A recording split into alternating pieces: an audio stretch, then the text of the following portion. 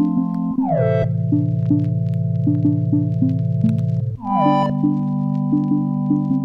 guys, what is up? Welcome back to another episode here, Spads YouTube. My name is Spads, and today is just a quick video about my loadout for my upcoming climb this weekend. Right now, it's October 25. Kakalagpas lang ng bagyong Christine in our country. I'm expecting a rainy hike this upcoming weekend. I'm planning on discussing my loadouts every time before I climb kasi once a month na kami nagka-climb, and then each month my loadout tends to change depending on the weather, depending on the height of the mountain, and then the location of the mountain. Pero there are other gears that I'm bringing along that is a constant go-to gear that I bring every time I go up. So I want to share that gear list to you. That way you have an idea on how to prepare for certain mountains, season, and then a certain trail. So ayan. So before we proceed, make sure that you subscribe to the channel, then follow my social media accounts, hit the like and then share. You can help me and my channel grow. Let's go.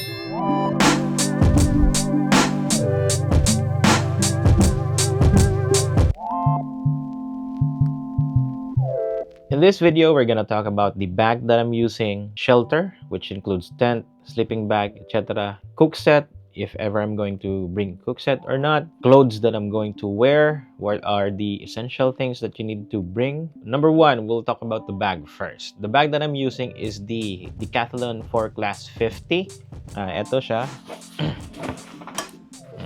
Naka-impake na ako, so medyo mabigat yung bag na to. Maybe you're asking kung ilang kilos ba or liters yung usual na weight ng bag ko every time I go up. Now, that depends if I'm going to bring cook set or not. Kasi every time I go up, it's an organized event. So, meaning may nagluluto sa amin. We only bring packed lunch, snacks, and then depende sa'yo kung magdadala ka ng cook set. If you're gonna cook your own thing on top of the food that the organizers are bringing. So, ayan. So, depende yan. Usually, the weight of my bag is hovering at around 12 to 13 kilos. That doesn't include the weight of the water that I'm bringing.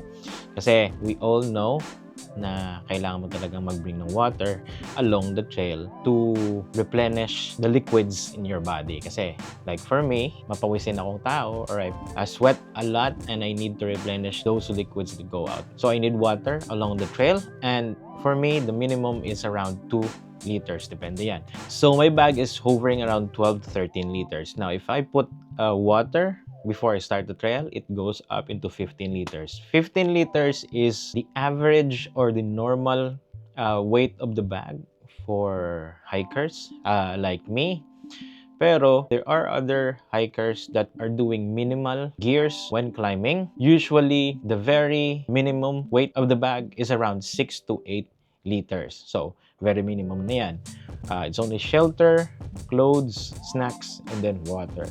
For me, kasi I have extra gears that I put in the bag, which is my cameras. So the cameras includes as well batteries and power banks, which are a big bulk of the additional weights that I put in the bag. So ayan. So for me, it's around 13 to 15 liters every time I go hiking. So this is the bag that I'm using. It's a 50 liters bag. Hindi siya lightweight. The only thing that I like about this bag is the adjustable height of the shoulders. Pakita ko sa inyo. Ayan. Pwede siyang up or down. For climbers like me, which are actually short, if we go for 50 to 60 liters, medyo mahaba yung bag na yun, and then malaki, it's gonna go down in your butt area, and it's very inconvenient if you're gonna hike if your bag is a little bit bigger for you compared to your size. So, for hikers like me, I'm 5'4" in height. We are only limited to around 30 or 35 liters of bag, which is actually good enough if you don't have any extra things like me, like cameras, power banks, etc. But for me, like a content creator, of course, may mga drone ako, may 360, my action cam, I need extra space. So that's why I chose the 50 liters para extra room din sa mga gamit ko. Now, maganda ito kasi adjustable yung height niya. So I can lift it up on my back ay hindi siya babangga sa sa puwet ko sa likod. That balances the weight of the bag kung mabigat siya, and swak na swak siya sa waist ko if ever that I'm going to release the shoulder straps so that the weight will be transferred to my waist. So that's one thing that I like about this bag. I'm gonna create a separate video detailing about the review of this bag, so make sure that you subscribe to the channel, okay? Para sa detailed review na yan. One thing that I like about this bag is that may mga compartment zipper siya. Like for example, this one on the front, pwede mo siyang i-zip up, and then you can take anything from the inside without unpacking everything. So that's a convenient way for you to take out everything. So like for example, if I need the battery, di ko na kailangan i-unpack lahat-lahat. I just go ahead and zip it up. Pull out ko lang dito. You can take it out. Then zip it back in again. Another thing is that meron siyang separated for the bottom. Ayan, may zipper din siya.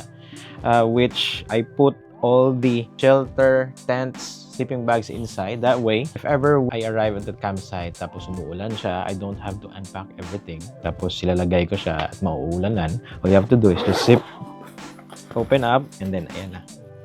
Ito na yung tent ko. So I can just pull it out and then zip it back in again to protect everything from the rain or whatever.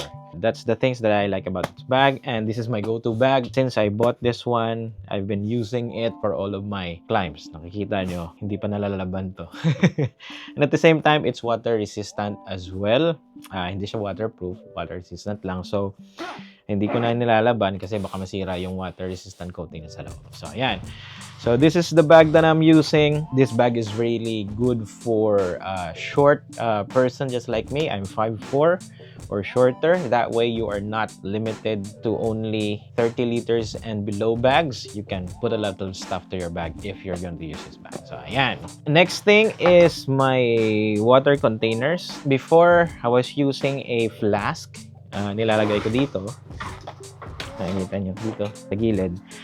Right now, I'm not using a flask because one, it's very inconvenient to take it out, and then syempre mag-iinom ka, nahihirapan ako ibalik siya dito sa loob kasi yung problema ng space na to, if the bag is full or bulky, mahirap siya ipasok dito. So I opted to use a water bladder instead. Maganda siya kasi I just put it here, dito sa compartment na to.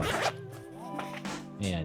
And it's really convenient kasi hindi ko na kailangan i-take off yung bag if ever that I'm gonna drink water. All you have to do is just, magsisip lang ako sa hose na to. Let's go for the snacks. The snacks are located on my belts right here. Nakita nyo? Ayan, may belt dito. This is where I put my snacks. Okay, open natin yan. Siyempre, a must snack. Yan, gummy bears, isang pack. One thing I like about gummy bears or sweets is that, syempre sa trail, parang nire-reset niya yung taste buds mo if you're constantly drinking water. Kasi iiba yung yung taste mo for the long hours of hiking and then just sipping on the water. So, maganda to. If ever that I'm going to rest, I take 2 or 3 or 5 pieces of this and kinakain ko. I also bring this electrolyte tablets where I dump on my water para at least extra electrolyte kasi like I mentioned earlier, I'm a sweaty person. Grabe ako magpawis and I need to replenish, water in my body. So nakakatulong to. 1 tablet per liter. So if I'm going to load up 2 liters of water, I put 2 tablets in there. Top of that, syempre, we have energy bars. And then last but not the least, eto, energy gels. Energy gels, I use this if ever na there is like a steep climb, a very hard assault. I use this para at least may energy ako umakyat or to get over the assault. Usually, use this when assaulting the summit. So, ayan. So, dito ko nilalagay yan sa belt ko so that I can easily take it out without putting my bag down. So, ayan. On the left side, this is some kind of a miscellaneous pocket for me. I was bringing a hammer and a small shovel. I put it here. Pero ngayon, hindi ako dadala ng hammer for pitching tent kasi minamartilyo ko yung yung pegs sa lupa para bumaon. Pero right now, since umuulan siya for about 5 days, yung lupa sa bukid is very soft, so I don't need hammer when pitching the tent. Ito yung hammer ko. Ito. Medyo mabigat to. It's an all-in-one tool hammer. Kaya may mga kutsilyo na, may mga lagare, and everything. Pero as I've noticed, the only time that I'm gonna use this is to, pitch the tent. This is very useful if matigas yung ground. Papakita ko sa inyo later if I'm gonna go ahead and dig in sa pack kung anong isasubstitute natin dito. Kasi one thing na I hate when sticking a peg to the ground, pwedeng matuhog nung peg yung yung shoes mo or yung feet mo. So, okay. On the right side, dito sa taas, dito ko nilalagay yung yung cellphone ko, and at the same time yung walkie-talkie ng group namin. So that it's easier for me to take it out whenever I'm gonna take some pictures or kailangan ko mag-communicate sa groups yung sa nauna na or kung sino yung communicate namin. So ayan, so dito yung cellphone, wallet, and then yung walkie-talkie namin. Sa may brain ng bag, dito ko nilalagay yung drones ko. So that is easier for me to take it out. I'm gonna fly the drone to take some drone shots. So ayan, dito ko rin nilalagay yung ayan, small shovel. This is a must tool every time I climb kasi pag kailangan mo tumae for emergency, you can access it easily on the brain of the bag. So dito ko nilalagay. Okay, so one tool yan, and then extra trash bags for your trash on the mountain. Syempre, leave no trace tayo. Kung anong dinala mo pa akyat, dadalhin mo rin pababa. Especially yung mga maliliit na trash like candy wrappers, cigarette butts, and everything else. So, dumadala ako ng extra na trash bag just in case. And at the same time, dito ko rin nilalagay yung mga basang clothes ko kapag nauulanan kami sa taas. Okay? So, ito. These are the drones. Ayan, naka-wrap siya within a soft bag para hindi ma-damage. On top of this, I also put this on trash bags like this just to waterproof them. So, double layers to yung mga drones natin or yung mga gadgets natin. So, drones are put in here. So, ayan. Ayan, mga accessory ng drone. So, ang dami talaga. So, the whole compartment, yung brain area, this is occupied by the drone. I also bring this. This is a cell phone, a mobile phone clip. Para at least kung walang mag-picture sa akin or walang kukuha ng video, pwede akong kumuha ng footage by my own for solo filmmaker. So, ito. Dala-dala ko talaga to. So, yan. On the sides, I have my 360 pole stick, content creator stuff. This one is for my GoPro. On top of that, syempre, meron tayong this is a tripod stand or stick. Papakita ko sa inyo. I usually use this combination with the GoPro. Ayan. Okay. So, ayan. I use this for silent type videos along the trail. So, kung kailangan kong i-film yung self ko, nag-hike, pwede ko magamit to. I don't need to ask someone, disturbuhin sila sa pag-trail nila para makakuha na ako ng footage. At the same time, minsan, nilalagay ko na rin to para, extra length sa selfie stick kapag nag-vlog. So, ayan. This goes in on the side. The side, syempre, yung pole ng tent.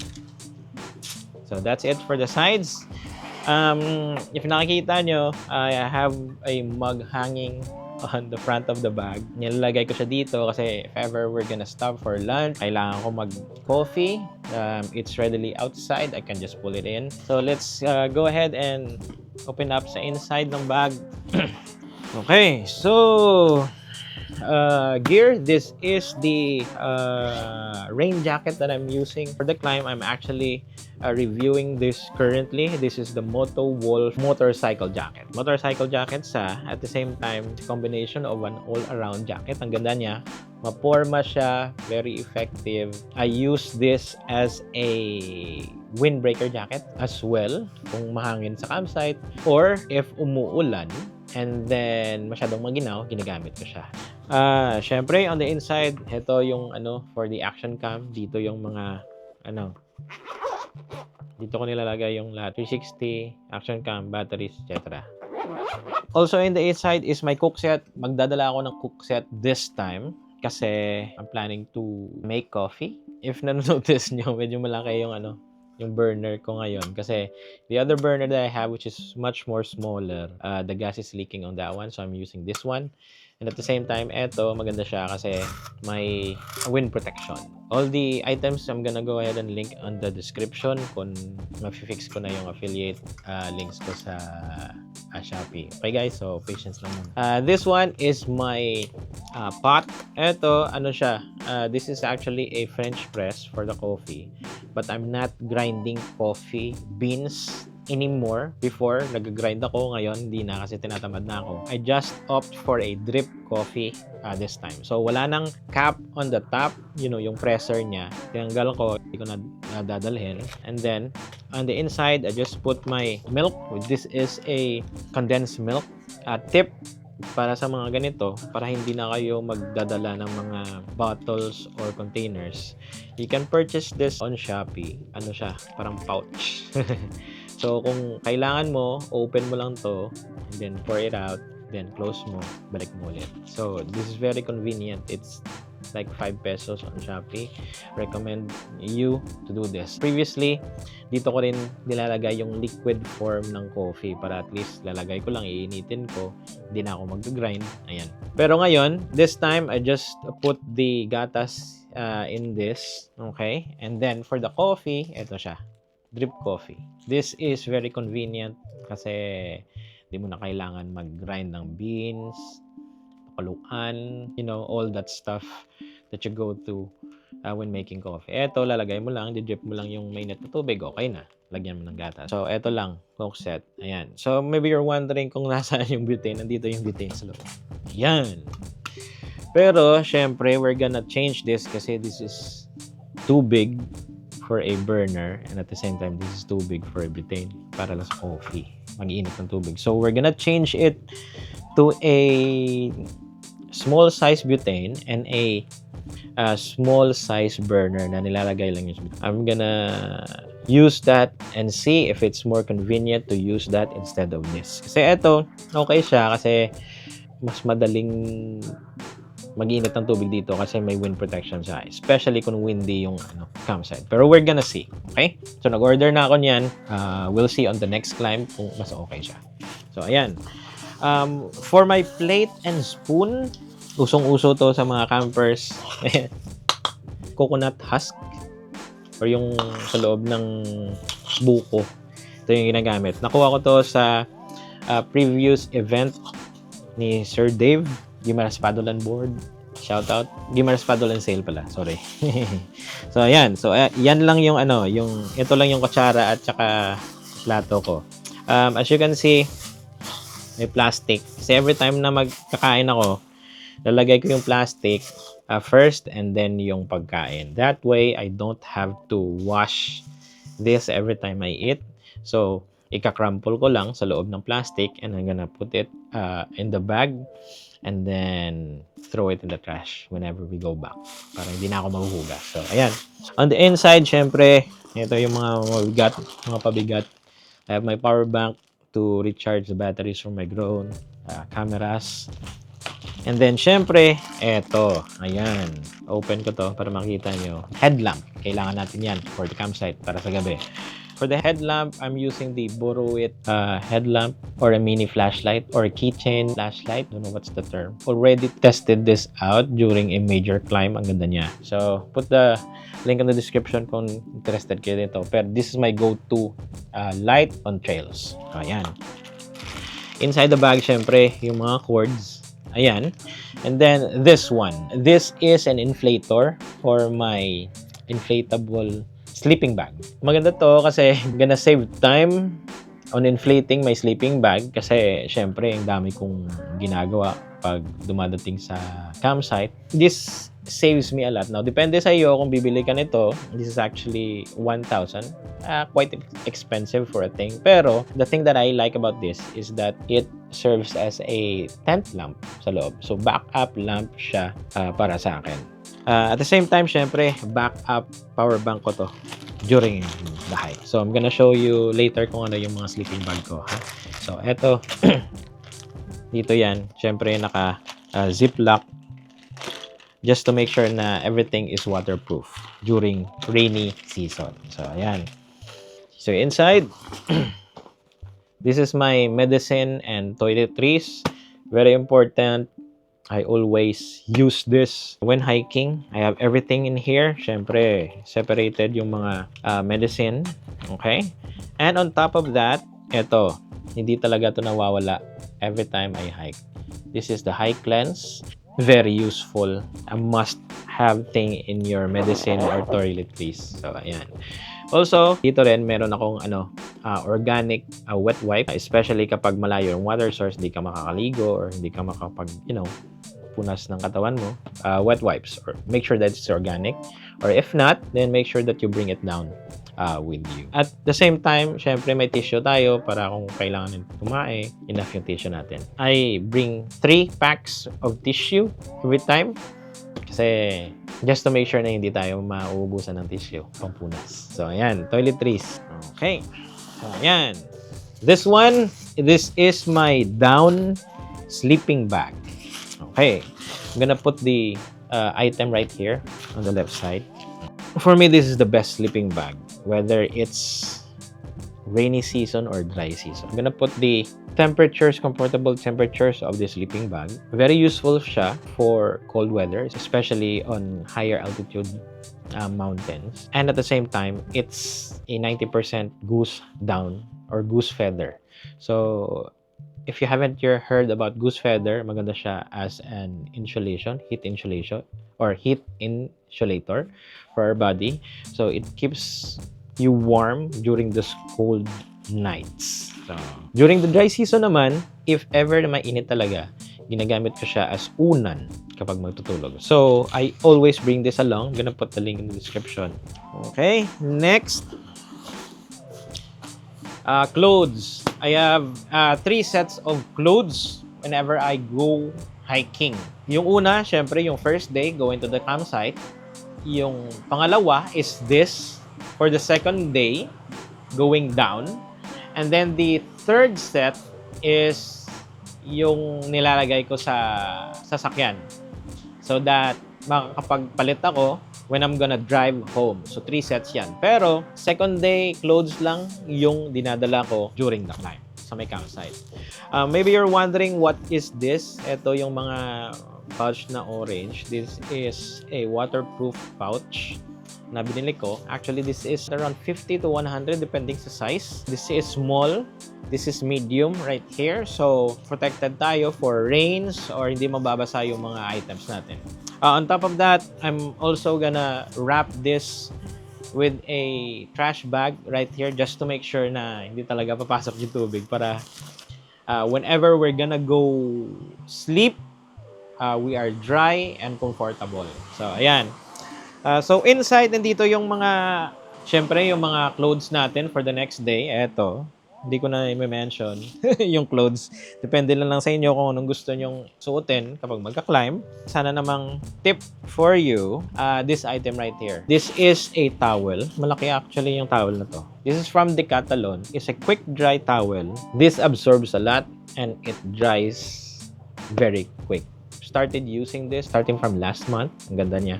This is 700 ata or 600 sa Decathlon. But there are other items sa Shopee. Pero ang ganda niya nito kasi, I don't know if you can see. Ayan. Ganda ng texture niya. Very comfortable.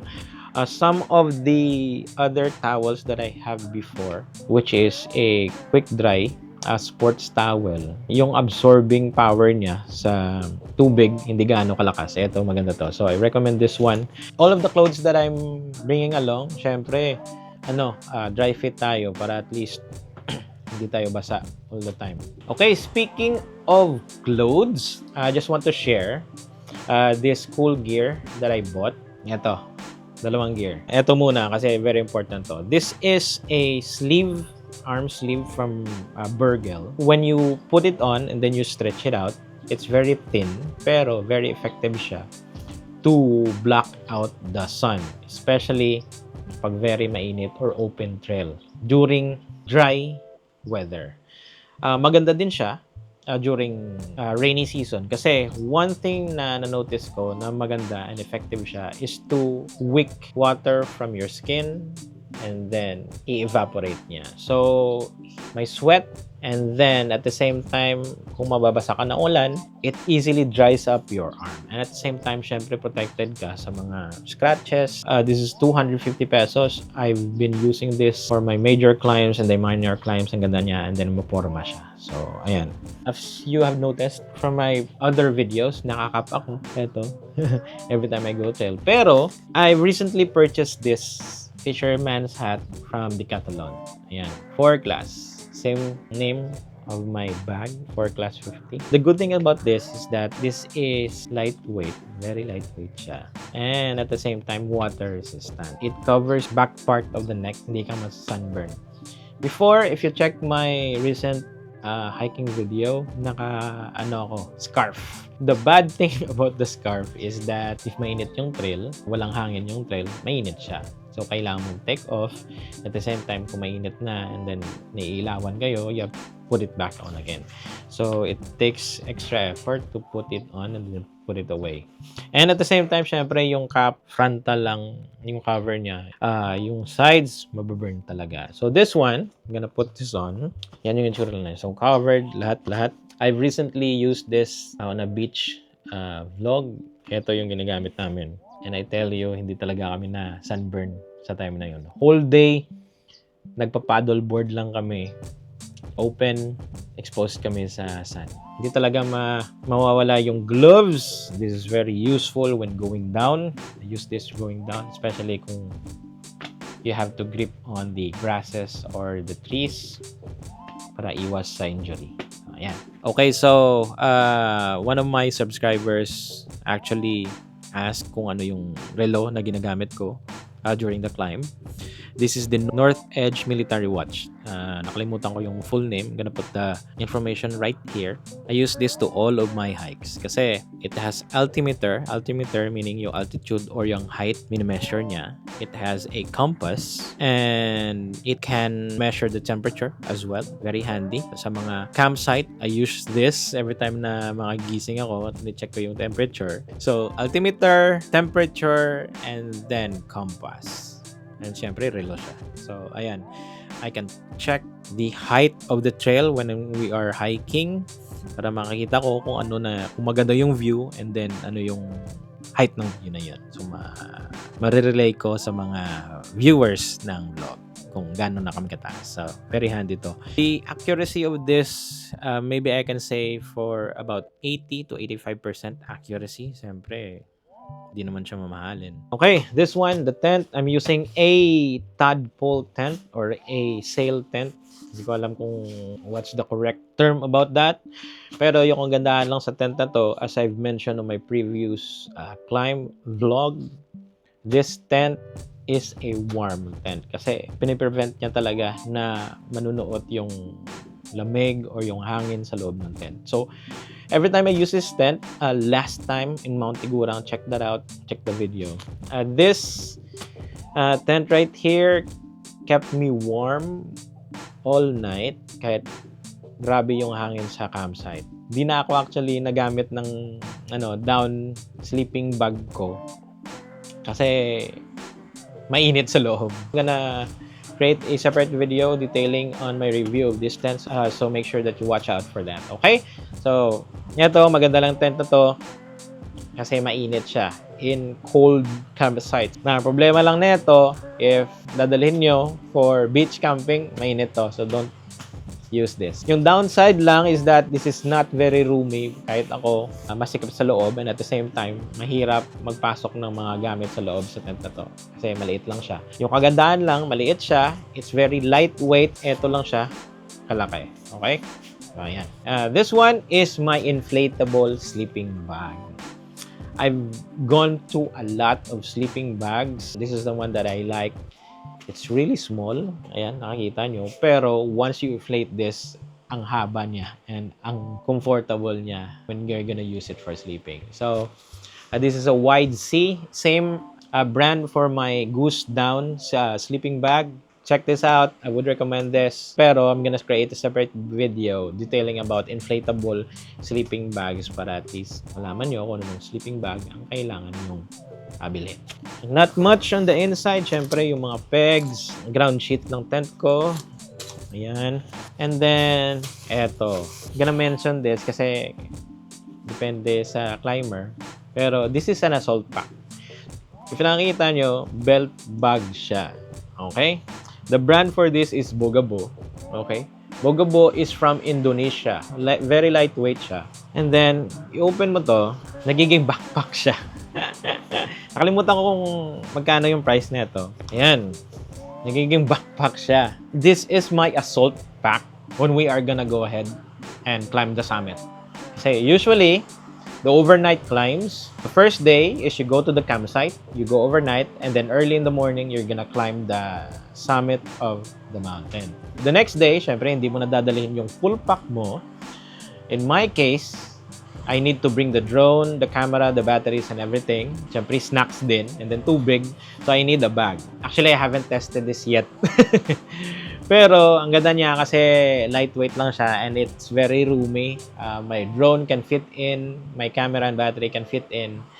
And then, syempre, yung bladder ko, pwedeng siya mag-fit sa loob. So, if you're looking for an assault pack, doesn't take up a lot of room, I recommend this. It folds down into a belt bag. Ayan, wala na. That's my loadout for my upcoming climb.